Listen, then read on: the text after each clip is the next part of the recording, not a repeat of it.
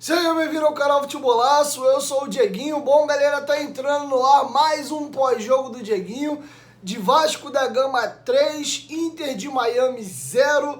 E vamos fazer aí um pouco desse balanço do que foi a saída do Vasco aos Estados Unidos e um pouco de complemento do jogo do River Plate com esse jogo de hoje do Inter de Miami. Bom, por isso que é bom você ter coerência, analisar as coisas pela sua cabeça e não usar do populismo e de falar muitas das vezes aquilo que o torcedor quer ouvir só para agradar o público. Já falei isso para vocês várias vezes, não tenho preocupação em ter opiniões populares. O meu compromisso é falar aquilo que eu vejo, que eu acho. Não quer dizer que eu também estou certo, é apenas o meu ponto de vista e você em casa tem o direito de ter o seu.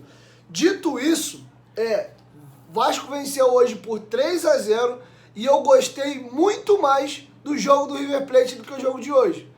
Por isso que eu falo, na hora de se fazer análise, você tem que fazer análise fria e técnica do jogo e nem sempre se prendendo ao placar. O torcedor normal que está em casa, e aqui eu tiro até um pouco lá o torcedor, falo como analista, você quer o placar, né? É melhor jogar mal todos os jogos e ganhar do que você jogar super bem e perder, né? Tem o famoso ditado popular que diz jogou como nunca e perdeu como sempre. Então não adianta jogar bem pra caramba e não ganhar. E eu acho que o jogo de hoje é um pouco disso. O Vasco não fez um grande jogo. Aquele torcedor desavisado que viu 3-0 o placar e não viu o jogo, vai olhar os melhores momentos, vai achar que o Vasco arrebentou aí com o jogo, com o River Plate, temos um time. Então, vou até aproveitar, vou juntar o jogo do River Plate com o jogo do Inter e fazer como se fosse o jogo do River Plate o primeiro tempo e o jogo do River Plate o segundo tempo, tá? Dito isso, feito essas considerações aqui de introdução, vamos falar um pouco do jogo. No jogo do River Plate, os 22 primeiros minutos do Vasco foram excelentes. O Vasco marcando o River Plate em cima da área dele, o River Plate com dificuldade de sair jogando, o Vasco várias vezes roubando a bola em cima da área. Com 11 minutos já tinha chutado 3 bolas no gol, das 3 pelo menos 2 chances claras. E hoje a gente não viu nada disso. Parecia que o River Plate era o Vasco e o Vasco era o River Plate nesse jogo agora do Inter Miami. Era o Inter quem tinha a bola, era o Inter que marcava o Vasco um pouco mais pressão e o Vasco não conseguia ficar com a bola. O Vasco jogando um pouco mais com as linhas baixas, o jogo do River Plate o Vasco faria um pouco mais alta, apesar de o Vasco já ter uma jogada com 3 minutos de jogo, né? Uma bola roubada, o Peck dá um carrinho, recupera uma bola, o Zé Gabriel gira, a bola cai no Jair, o Jair dribla o primeiro marcador, traz pro meio, arrasta e coloca a bola no Pedro Raul. E aqui eu já vou fazer 2 análises individuais aproveitando que eu citei os 2 jogadores. O Pedro Raul domina, tenta arrastar, ele não é um cara lentão, mas não é velocista, ele tem uma velocidade moderada, digamos assim. A zaga do River Plate, o time do River Plate, o time da Inter de uma maneira geral, era um time de muita velocidade e aí ele é abatido e não consegue finalizar. Pois bem, o Jair, eu senti ele fisicamente melhor contra o River Plate quando ele entra no segundo tempo. Eu vi ele com 15 minutos assim de almanaque, pegando a bola, driblando, girando, tocando. Falei, caraca, realmente ele é diferente. Mas eu senti que ele foi perdendo gás. Eu falei, o Jair não tá muito legal fisicamente não. Hoje eu já vi ele mais inteiro. Ele sai, salvo engano, com 15 minutos da segunda etapa, já dentro de um cronograma de dosagem de minutos ali pelo Barbieri, mas você vê que ele realmente é diferente, cara. Ele é muito tranquilo, várias bolas, às vezes ele tá de costa, com o defensor em cima, ele consegue o drible, gira, abre, clareia o jogo, sai jogando, recuperou algumas bolas importantes. Esse é um jogador, num time de 11, que você fala assim, ó, eu conto com ele. Esse camarada aqui, ó, certeza de que vai me render no time. Jair, até fiz uma análise aqui no canal, falei isso até quando eu participei na live do Edmundo, por mais que o Pedro Raul seja o vice-artilheiro do Campeonato Brasileiro ano passado, de todas as contratações do Vasco, eu acho a melhor de todas o Jair. É um jogador que eu tenho certeza absoluta que vai me entregar. O Pedro Raul, né, contei a historinha dele para vocês, né, muito bem no Botafogo, né, foi pro futebol japonês no fundo também, veio pro Brasil, foi legal no Goiás, agora tem que ver como é que vai ser essa temporada dele no Vasco da Gama, tá? Então o Jair não, já é um cara tarimbado, pronto, ganhou muitos títulos aí no Atlético Mineiro, mas sim, o Pedro Raul é uma grande contratação, mas tem que provar isso também jogando no Vasco. E o Pedro Raul fez todo sentido o trecho da coletiva que eu trouxe para vocês no vídeo anterior, dele falando da ansiedade dele de marcar o primeiro gol. O Pedro Raul 2 vezes hoje foi fominha, ele atrapalhou o time do Vasco em 2 oportunidades.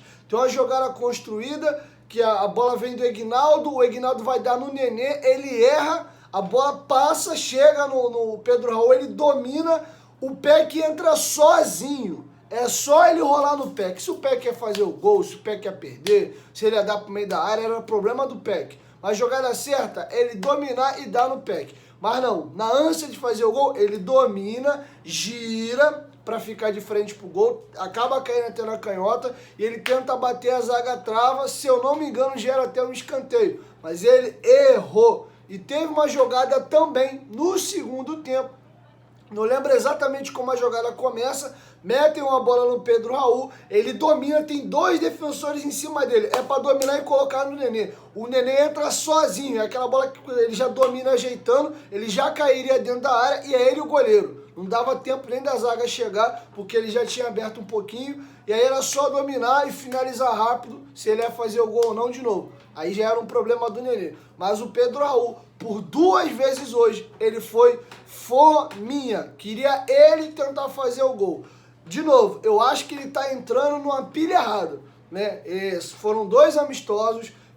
Tá provado para mim que o Pedro Raul é excelente contratação, vai ser o titular no Vasco na temporada. Ele não precisa ficar nessa agonia de fazer o gol, porque ele vai acabar prejudicando o time. Se fosse um jogo decidido no detalhe, aquele jogo apertado, né? Que seria um golzinho para lá, um golzinho para cá, foram 2 oportunidades aí claras, mas claras mesmo, do companheiro sair na cara do gol, que ele preferiu tentar resolver sozinho, ele acabou recebendo até a falta, o Nenê bate a falta na barreira e volta, tá? Mas dito isso, teve uma jogada bonita ali do Egnaldo, ele dá no Nenê, o Nenê cruza, né? Aí ele, no segundo pau, ele dá uma cascadinha, a bola sobe, encobre o goleiro e passa rente o travessão. O zagueiro tenta até dar um totozinho e a bola passa. Acho que ele não fez um bom jogo hoje, mas não é um jogador que me preocupa, tá? A gente sabe que pode contar com o Pedro Raul, faz o pivô, domina bem a bola, tem troca de passe. E eu tenho percebido também, e aí eu falo da experiência de quando eu jogava, normalmente seus companheiros de equipe não gostam daquele cara que reclama e buzina no teu ouvido toda hora. E eu percebi que o Pedro Raul tem essa característica de reclamar toda hora dos companheiros. O cara erra um negócio, ele xinga, reclama o cara. Quando ele quer uma bola, o cara não dá, ele aperta, pô, é assim, é assado. E isso com o tempo, principalmente se ele não estiver decidindo, isso gera incômodo, né? Ninguém gosta muito de jogar com aquele cara que fica gritando no teu ouvido, toda hora te dando esporro ou dizendo como é que você tem que fazer as coisas. Então, estamos conhecendo o Pedro Raul dentro do Vasco, queria fazer essas ponderações. Por outro lado, isso é bom também. O negócio é acertar a dosagem, que é o quê? Um cara que está dentro do jogo, tá ligado, quer ganhar, competitivo, isso é muito bom. Mas se você não souber essa dosagem, ser competitivo e saber conviver, né, com seus companheiros da forma correta de se impor, isso às vezes gera ruído. Você começa a ser taxado como aquele cara dentro de campo meio chato, né? E eu falo porque eu era esse cara chato, tá? Então por isso que eu tô falando, eu já tive alguns estresses nesse sentido, que eu era muito de reclamar toda hora. Enfim, então, desculpa, aproveitei e já fiz 2 análises aqui breves. E como é que saem os gols do Vasco? O Vasco contra o River Plate, dos 3 gols, 2 são em falhas individuais grotescas. O Figueiredo tenta sair jogando numa bola ali, perde na entrada da área, o River Plate dá 3 toques na bola, pimba, catucada ali do Borra pro fundo da rede, o segundo gol do River Plate. O último lance do segundo tempo, o Conceição dá uma bola no Orelhano, ele mosca, domina a bola, corre, o volante antecipa ele, dá no centroavante do River, o cara já gira, bate no canto, 3-0. E hoje, o Vasco faz 2 dos seus 3 gols com falhas do adversário. Por isso que eu falo que você tem que saber fazer a análise fria e não cair no populismo, tá? Então, reitero, não acho que o Vasco fez um grande jogo, se aproveitou de alguns erros individuais do time adversário, fez 2 gols. Na verdade, os 3 gols do Vasco foram de roubada de bola. Por outro lado, cabe um parêntese e um elogio também. O Vasco, em alguns momentos, mostrou ser um time que ele perde a bola, ele já tenta pressionar. E quando ele recupera essa bola, contra o River Plate, a gente não fez o gol porque não caprichou na finalização. E em algumas jogadas, o cara quando roubou, na hora de dar o passe, ele errou. Hoje não. Hoje o Egnaldo recebe um lateral batido, ele domina, perde a bola, tenta tomar do primeiro jogador, ele toca pro jogador do lado, ele rouba a bola desse cara, ele tem explosão, ele já traz pro meio, o Nenê entra, ele rola e o velhinho dá uma chapada no fundo do barbante, gol. Depois, uma jogada imbecil, o goleiro bate o tiro de meta no zagueiro, o zagueiro devolve no goleiro, o goleiro vai dominar a bola bate no pé dele e corre, o Alex Teixeira ligado, só cutuca ali pro fundo da rede, faz o gol. E eu não lembro exatamente onde é a tomada de bola do gol do Figueiredo, tem a roubada de bola, o Figueiredo arrasta, dá no Vinícius, do Vinícius domina, o Figueiredo entra, já dá certinho, e o Figueiredo de canhota faz um belo gol. O Figueiredo só faz gol bonito no time do Vasco. Então, nós sofremos aos 2 lados da moeda. No jogo do River Plate, o Vasco tomou 2 gols de erro individual, poderia ter acabado 1-0, né? Só o gol da bola aérea. Poderia também o Vasco, se tivesse feito os seus gols, ter ganho o jogo. Por isso que eu digo que o placar do jogo do River Plate não traduz exatamente o que foi o jogo. Tecnicamente, no papel, a diferença dos times é esse mesmo. Estágio, River Plate 3, Vasco 0. Se for analisar time por time, momento e estágio de equipe. Perfeito. Mas o jogo não era jogo para 3-0. Hoje, já acho o contrário. O Ivan, e aqui vai uma ótima observação desse amistoso, abemos goleiro. Gostei muito da partida do Ivan. A primeira participação dele no jogo foi um pouquinho claudicante. Goleiro sabe que é bom, tá quente, né? De repente ele tá um pouquinho frio. Uma cabeçada ele vai dominar, solta, mas rapidamente ele já consegue pegar ali. Tinha muita gente em cima dele, poderíamos ter tomado o gol, ele corrige. E aí numa jogada boba, uma bola esticada na área, Miranda vai cortar, em vez dele cortar pro lado, ele dá a bola pro Ascone, o Ascone domina, dribla o Miranda e aí dá uma chapada e o Ivan faz um milagre. Que defesa que o Ivan faz, espalma, a bola pega no punho dele, no chão, sobe, escanteio. Muito boa a defesa do Ivan.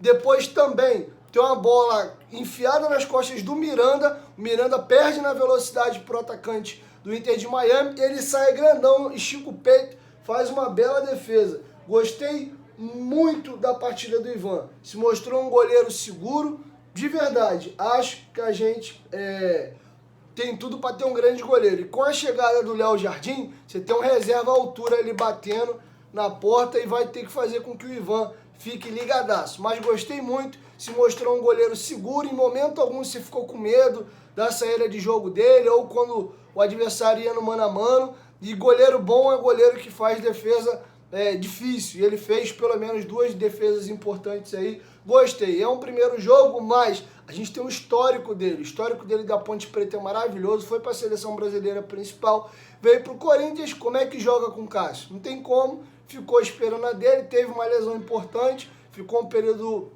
afastado, foi para o Zenit, pegou um time com um goleiro de seleção russa, e aí ficou jogando as Copas. Nas Copas ele foi bem, apesar de ter jogado pouco. Tem uma classificação do Zenit que ele pega 2 penalidades máximas.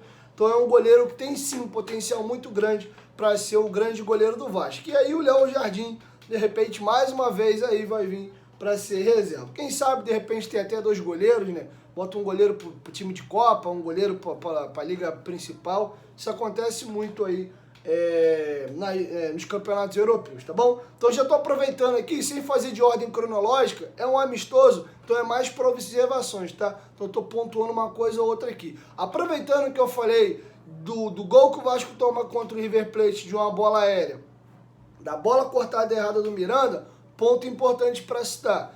A zaga do Vasco, no que tange a bola aérea, é um pandemônio. Toda a bola alçada na área do jogo do River Plate, perigo de gol. O Vasco não ganhava quase nada, o Mamana fez um gol. E hoje o Vasco poderia ter tomado gols no plural. Gols em jogo aéreo. Escanteios batidos na área do Vasco. 2 vezes a zaga, o ataque do Inter de Miami cabeceou podendo fazer o gol. E o Piton já me pareceu um jogador frágil no jogo aéreo.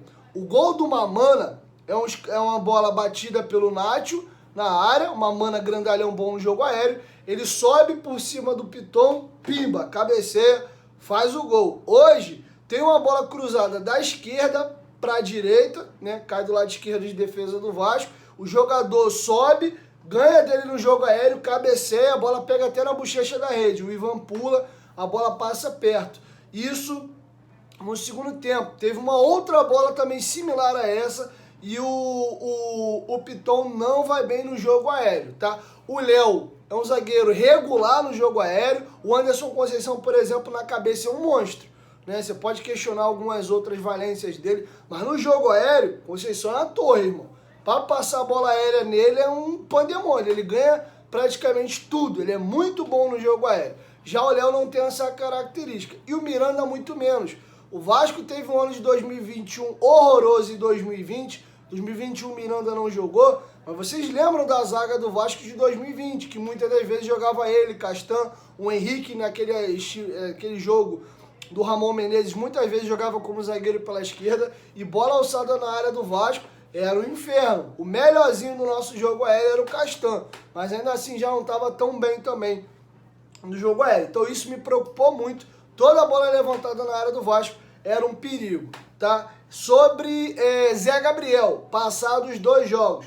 O Zé Gabriel, reitero o que eu falei no jogo do River Plate. O Zé Gabriel é jogador para ser titular? Hoje não. Até porque a gente aspira de time, a gente precisa de uma volância com mais qualidade, um pouco mais confiável. Mas, se falando em oportunidade, o Zé Gabriel tem se mostrado um jogador útil, que ele pode estar no elenco para um complemento de grupo. Tá, feitas as observações, tratando-se como amistosos, eu acho que ele fez 2 jogos regulares.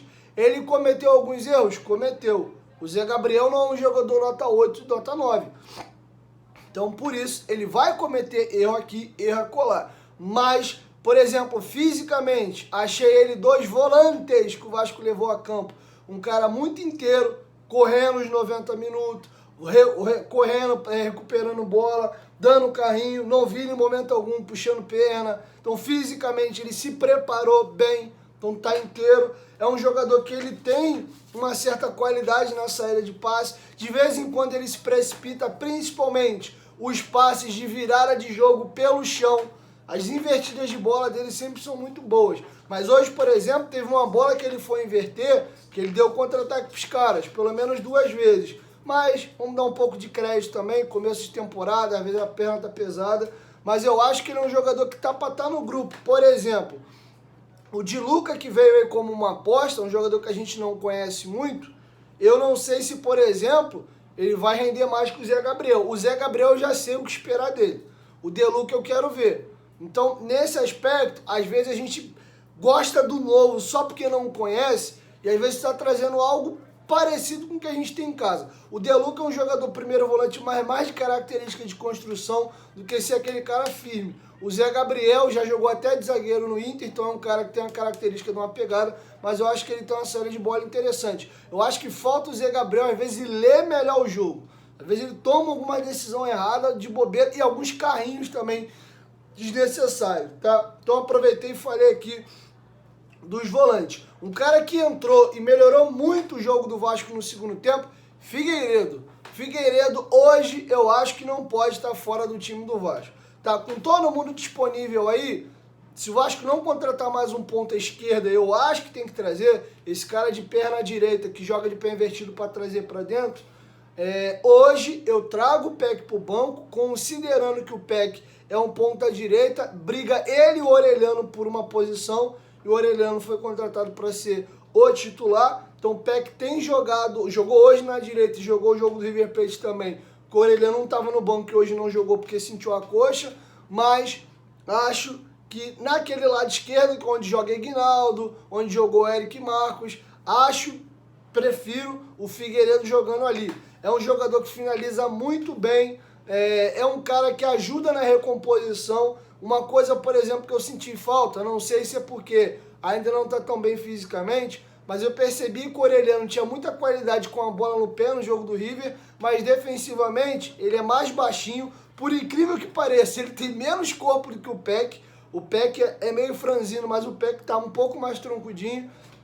O Orelhano é ainda mais magro do que o Peck e eu não senti tanto esse gás dele na hora de voltar para marcar. Ele até voltava, mas não com a mesma pegada que o Peck. O Figueiredo é um cara que ajuda muito na recomposição defensiva. Então, acho que valeu o teste dele ali por dentro como segundo volante. Ele começa o jogo quando ele entra na vaga do Jair, por ali o Vasco melhora o meio-campo com a entrada dele, mas dentro que o Vasco tem hoje de opção de elenco, a gente tem Marlon Gomes e Jair para brigar ali pela cabeça da área. Então, para essa posição, eu adiantaria o Figueiredo, porque eu acho que é mais carente. Eguinaldo e Eric Marcos, eu acho ele um jogador mais pronto, tá? Mas o Figueiredo hoje, na minha visão, não pode estar fora do time do Vasco. Mais uma vez entrou bem, fez um belo gol. O jogo do River Plate, ele cometeu uma falha boba, mas até falei que, na minha opinião, foi o melhor jogador do Vasco na primeira etapa. Puma Rodrigues também se mostrou um cara regular. Hoje ele apareceu menos ofensivamente. O time do Inter de Miami exigiu mais dele na parte defensiva e sempre muito bem posicionado. Eu acho que ele errou algumas vezes na hora das invertidas. Falta caprichar um pouco mais no passe, mas você vê que é um cara que domina ali a posição de lateral. Se posiciona bem, na hora de puxar contra-ataque tem boa velocidade. Então acho que é um cara que vai ajudar. Ele e o Orelhano podem fazer uma dobradinha interessante para aquele lado direito ali. Tenho gostado muito. Já falei. O Léo, dos nossos zagueiros, é o mais confiável. Hoje, por incrível que pareça, por mais que o Inter tenha tido mais a bola, ele não foi tão exigido assim nos duelos, nos combates. O Vasco tinha pouca bola, ele acabou não produzindo muito. O Nenê, apesar de 2 gols, um gol anulado, bem anulado, até de uma jogada do Eguinaldo de novo, mito. Foi uma bola do Piton, né? O Piton dá o passe para trás e o Nenê faz o gol, mas estava impedido. E apesar de ter feito o gol, eu acho que o Nenê incorre no problema que eu falei do River Plate. É um cara que falta força, natural, idade. O Nenê é um jogador maravilhoso. A metida de bola dele pro Pedro Raul. Porra, pouca gente acerta aquele passe ali na medida que o Pedro Raul pede, segura e dá no ponto futuro em cima. Porque ele se aproveita de ter mais 1,90 m de altura. O Nenê milimetricamente coloca a bola alta, sem peso, para dar para ele subir e o tempo dele correr para chegar na bola. E ele tira, ele quase faz um belo gol. Então você sente que não adianta, é a idade. Eu vou chegar com 41 anos de idade e, infelizmente, se eu não tiver uma mudança brusca aí, muito pior. O Nenê, para a idade dele, é um garoto fininho, o cara não se machuca nem a pau, a gente só tem que elogiar. Mas o futebol hoje ele é muito físico, é muita força. E eu sinto essa falta da força. O Nenê tem jogado muito como praticamente um segundo atacante. O meio-campo do Vasco praticamente não existe. Porque tanto é que ele faz 2 gols. Ele fica bem colado no Pedro Raul atrás dele ali. Quando alguém vai no fundo, ele já corre, ataca o espaço, ele sabe se posicionar bem. E 2 vezes ele fez o gol igualzinho. Mas na hora de criar, quando ele domina a bola, o adversário já morde, já chega em cima e falta ele aquela explosão, aquela agilidade, mais força para girar, sair do cara. Já o Nenê era um cara habilidoso para um cacete. Quem viu o Nenê jogando em alto nível, um dos melhores jogadores que eu vi jogando no Vasco da minha geração, jogadoraço mesmo, mas a idade chegou. Então acho que é um jogador que está realmente em final de ciclo. O Alex Teixeira, que entra na vaga dele, jogou pouco. O Alex fez o gol, tem uma jogada importante do Vasco, que ele domina uma bola, traz para dentro, até achei que ele ia bater no gol, ele abre no Peck, o Peck domina, o Puma passa no fundo, em vez de ele dar no Puma, ele corta, chuta, a bola ia na direção do gol, mas o goleiro estava na bola já, o zagueirão mete a cabeça, a bola volta, o Figueiredo domina, gira, rola a bola, o Eric Marcos bate na bochecha da rede, mas acho que ainda falta...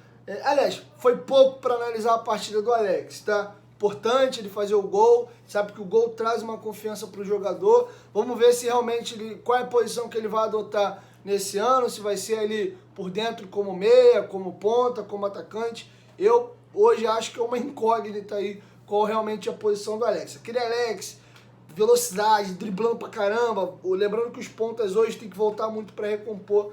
Acho que ele não tem mais esse vigor para fazer esse bate-volta. Acho que vai ser até subaproveitado. Então acho que ele de 9 ou atrás do meio campo, que ele tem velocidade, ainda tem força. O problema é matar ele correndo toda hora atrás do adversário, indo e voltando, coisa que o Peck e o Figueiredo fazem muito bem.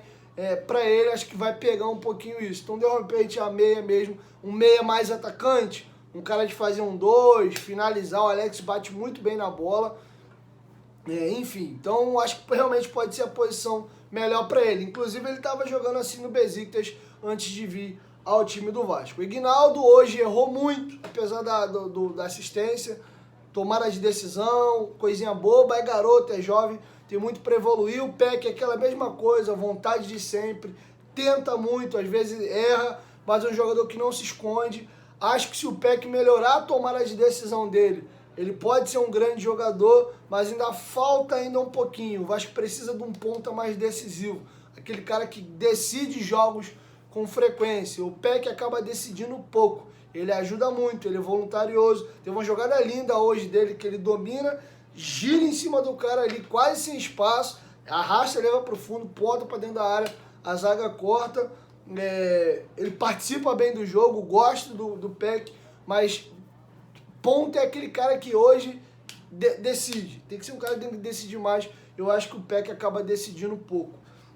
Então acho que eu falei um pouco de tudo para vocês, não me ative muito numa ordem cronológica, porque isso aqui para mim, usar até a palavra que o Barbieri usou na coletiva do jogo do River Plate, isso foi um rascunho. Então dentro de um rascunho, eu estou analisando também em cima de um rascunho aqui, fiz mais algumas observações. E reitero o que eu disse no começo do vídeo, o nível do adversário hoje era mais baixo, o Inter de Miami não jogava desde setembro, foi o primeiro jogo deles no ano, em tese, então o Vasco estava até um pouco mais jogado do que os caras, e gostei muito, não é pouco não, muito mais do jogo que o Vasco fez contra o River Plate, com todas as ressalvas que eu fiz, do que o jogo de hoje. O jogo de hoje me preocupa mais do que o jogo do River Plate. É tudo começo de temporada, muitos dos reforços não jogaram, novamente, Orelhano não jogou, Robson tá no Brasil, Patrick de Luca tá no Brasil,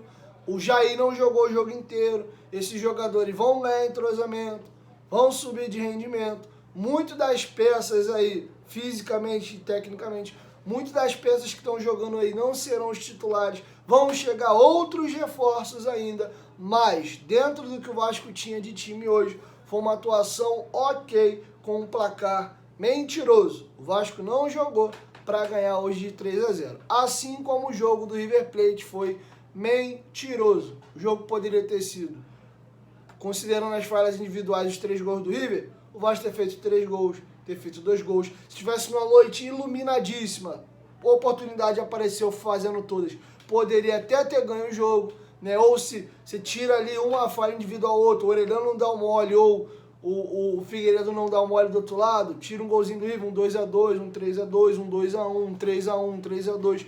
Tudo isso era mais plausível.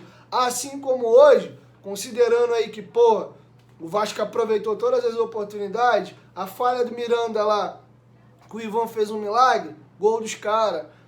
Teve uma jogada também, outra defesa importante do Ivan também, que a bola nas costas do Miranda, que ele abafa o cara dá um totó, consegue ser um pouco mais rápido, 3-2. E teve outras situações, teve uma que o Grandalhão domina, gira dentro da área e bate acossado ali, a zaga tira. Então podia ter sido um outro jogo, tem um escanteio, o zagueiro sobe sozinho, cabeceia por cima da rede, a bola nas costas do Piton, que o cara cabeceia na rede pelo lado de fora, poderia ter sido 3-3, 4-3, então de novo, os dois placares foram mentirosos.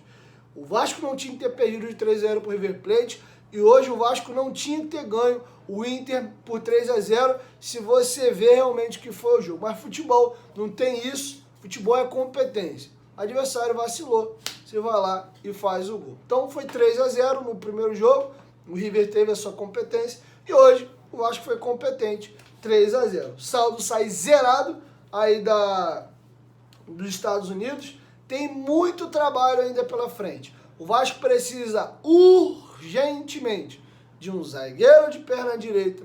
O Vasco precisa urgentemente de opção, principalmente para primeiro volante. Eu estou considerando uma adaptação do Jair de primeiro, o Marlon Gomes de segundo, mas o Jair prefere jogar de segundo. Se você considerar que um vai ser reserva do outro, você tem Marlon Gomes e Jair ali pelo lado direito, ou seja, você tem dois jogadores de ótimo nível para uma posição. Se quiser improvisar o Figueiredo por ali, você tem 3 opções, mas para primeiro homem é o Di Luca, é o Zé Gabriel. Se não for isso, é jogar o Marlon Gomes ali ou o Jair ali. Então precisa de um jogador para ser esse 5, tá? Até porque o Marlon pode jogar como meio armador também, ou ponta direita, que foi como ele jogou na última temporada, tá? Então acho que a gente precisa de um zagueiro de perna direita, um primeiro volante de excelentíssima qualidade, um ponta esquerda e um camisa 10 para ser titular. Tô falando aí de 4 peças.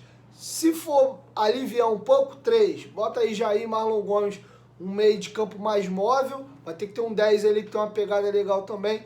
3 peças. E banco. Hoje o Léo Jardim vindo, você não tem problema mais com o goleiro. Para lateral direita, será que o Paulinho dá conta de ser o reserva imediato do Pumita? Acho que a gente tem lateral.